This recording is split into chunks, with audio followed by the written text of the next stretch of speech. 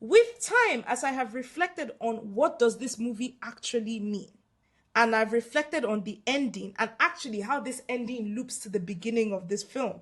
And as I've rewatched it over and over and over again, I have watched this movie like 5 times, and I've spoken to different people after they have watched it.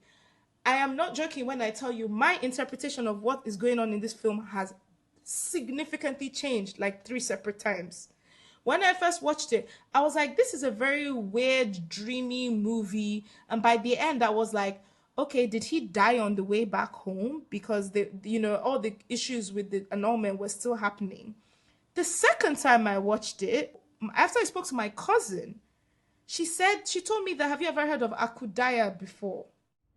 Akudaya is a Yoruba mythology about wraiths. After someone dies, they appear, they continue with their life, sometimes in a different place, sometimes to fulfill things that they didn't fulfill while they were alive. And when she said that, my mind kind of blew. And I was like, oh, he was dead the whole time. And there are hints throughout the film. There's stuff like the old man who sings to him in the amusement park saying, tell my wife when you see her. There's stuff like the soldier insisting over and over and over again that I've seen you before. I saw you at Bonny Camp. And throughout the movie, in the newspapers, they had been showing you that there was a massacre at Bonny Camp and the military denied the deaths. And his fellow policeman says, there is no way, that's not possible. Nobody survived. There's also the fact that when they see their aunt in a restaurant or something, she is truly shocked to see him. She's truly shocked to see Fola, the father. She cannot believe what she's looking at. And she says, let's not speak in front of the boys. And they have this hushed conversation away from the boys, and you're left to imagine what they're talking about. And after I thought about this and many, many other things, I was like, oh, this man, he died in Bonny Camp 2 weeks ago. And he came back to tie up loose strings with his family, especially with his boys, and to make sure that we're okay. And that's why he kept on insisting, I have to go and get my wages. I have to get my money. I have to make sure you understand you need to take care of your brother. But then I watched it again recently, and then I had the interpretation you just had, that this is literally a dream. Remy is dreaming. Their dad has died. It is the night before the burial, and he has a dream, imagining what that perfect day could have been, traveling to Lagos with his dad that he never got to experience with his brother. And that's why it literally feels so dreamy and incoherent. That's why his mom's presence is fading in and out. The movie literally opens and closes with Remy saying the words, Father, I will see you in dreams. So there's many different ways you can look at it, and my opinion on it keeps evolving each time I rewatch it. And when I speak to different people, it also adjusts my opinion. There is an objective truth to what is going on in the movie, and I know this because I've heard when the director and the writer talk about it, and I think that is very important, because I hate it when filmmakers make a movie and they don't actually have an objective truth and they're just leaving it purely up to interpretation. They don't need to tell us what their objective truth is, but I want to feel like the story has a specific intention for what it's telling you, and then it's leaving it up to you to speculate. On the subject of you saying that the film kind of glorifies Fola, or what was the exact wording you used? Romanticize. It romanticizes him. I agree it does, but I think that's the point.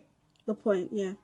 I think Fola is representing a metaphor for this idealization that a lot of Nigerians and a lot of West Africans, a lot of Africans, and a lot of people that come from colonized countries have of this leader that is going to save them, or this idealistic concept of what this perfect nation could be if only ABCD happened, when in reality it's never as simple as that. When in reality people will disappoint you, when in reality the nation state will disappoint you, because by design it is flawed.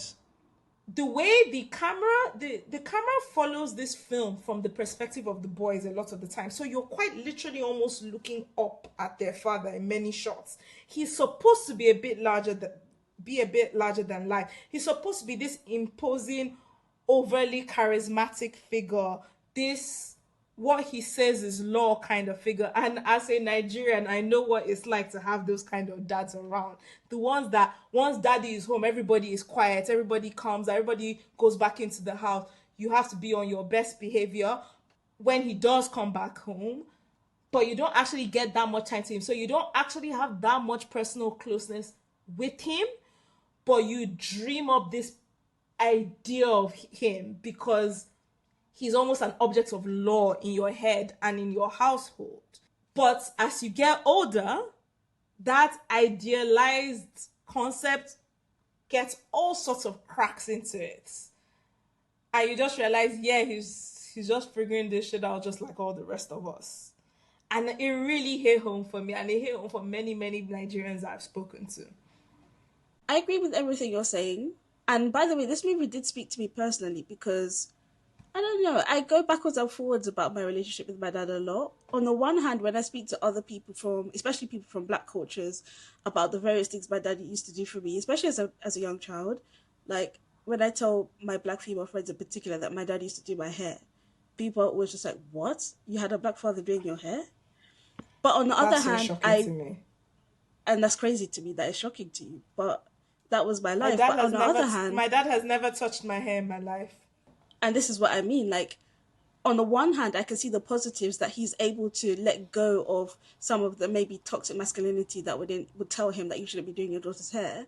But on the other hand, as I got older, like you just mentioned, our relationship became very, very strained. And I think it's because he just couldn't cope with the fact that I'm no longer the young child that you can tell me to go sit over there and I'm going to go do it.